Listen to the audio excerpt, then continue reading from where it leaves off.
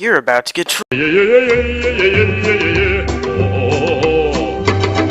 Just kidding, guys. This is MIUI ROM on the Sprint Galaxy S3, and it's not the most stable ROM. It does have a little glitches here and there, but it's pretty much just a daily driver. So yeah, I've been playing with this ROM, and all I can say is that MIUI has changed a lot.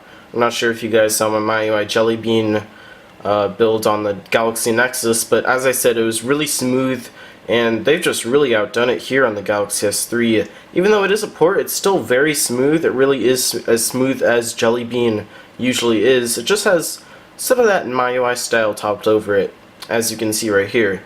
So if you don't know what MIUI is, it's basically a Chinese originated ROM, and it's obviously been ported over by MIUI.US. They still have different teams of MIUI for different countries, and they make their own little device ports. And as you can see, this one is a really good port.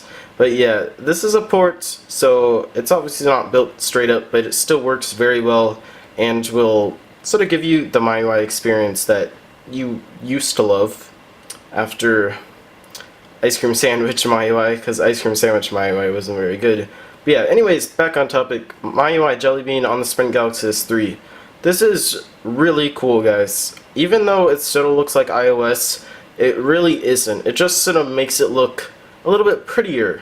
But anyways, guys, this is a highly customizable ROM. So if you go into settings here, go to About Phone, you can see here that we got Android 4.1.1, and I'll show you guys those customization options. I'm going to try not to say stuff and then not even show you guys and prove my points.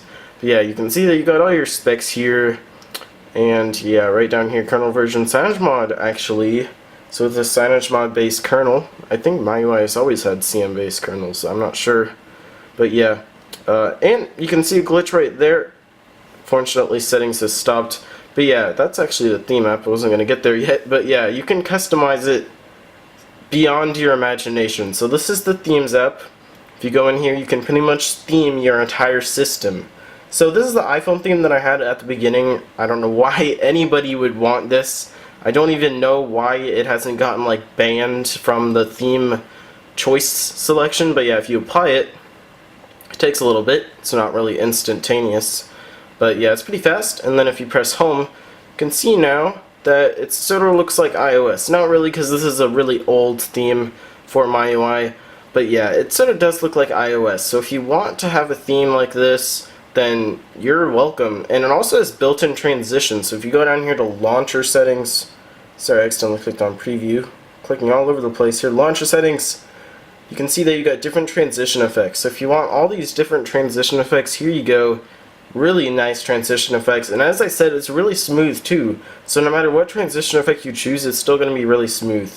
So if I choose 3D Cube, which is probably the most intensive one, you can see here that it's still really smooth. I actually do prefer that over the others, and yeah, it's just really cool. I'm actually really liking that transition. But yeah, let's go ahead and change back to our normal theme here, because that theme just plain on sucks. When you download different themes for different widgets, then it also downloads the full theme as well. So that's always a pretty cool feature. And just to show a demonstration, as you can see here, I got this clock up here. Well, if I hold down in the middle to bring up my edits, you can sort of click on this little pencil right here, and when you click on that, you can choose from all these different themes that are online, and then once you download these, you can actually apply them separately. So let's say I wanted to change that to a little thing that looked like this. I just press select, and then it changes it right like that, and you can see that I have a new clock. Now, some of the clock themes are actually set to different time zones and different time periods, and you really can't change that. So I might say 18 hours. Obviously in the US, we don't use that system. But yeah, that's just something to look out for. Some of the themes aren't truly optimized for the US yet.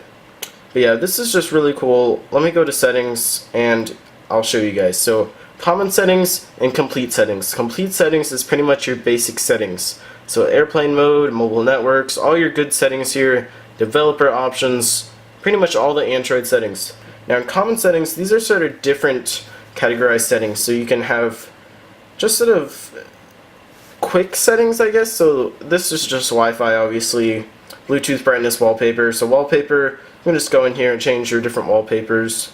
But yeah, common settings is just the settings that they are predicting that you would use a lot more than all of your other settings. But yeah, you do have a bunch of common settings here. So SMS receive sound, just basic stuff. So you got complete settings and common settings for easily categorize options for which one you want to go to. Counts and syncs is actually pretty cool, so if you want to do that, then you can. But yeah, the notification bar is awesome as well. They really have perfected the notification bar. You can see here that we have all of these toggles. We even have a brightness toggle. Now you can change all of these toggles. You can choose which ones to display, how you want to display it. There's just endless possibilities. And then right here you also have another toggle to switch from toggles and notifications, so that's always a pretty cool feature. And what I did notice is that you can only go to settings if you click on toggles, and then it shows up here. So that's something to look out for. Now as you can see, pretty much all of the basic icons look different. Now that is because of obviously the theme, and I already showed you guys how to change that. What's really cool about it is that it sort of takes up like the whole picture, and it sort of does look like its own operating system. That's what I really like about MIUI. It sort of doesn't feel like Android anymore. It just feels like MIUI. And I know that sort of doesn't make sense, but MIUI does sort of feel like a different OS, but you really do see some nice Android features hopped into here as well. But yeah guys, there's really nothing else to say.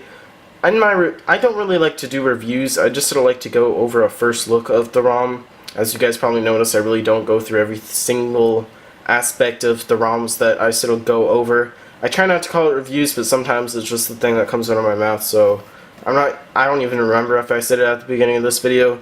But yeah, this was just a quick look at MIUI Jellybean on the Sprint Galaxy S3. So guys, thanks for watching this video.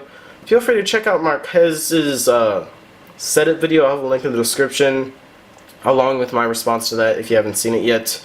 But yeah guys, thanks for watching this video, and I'll talk to you all later. Bye.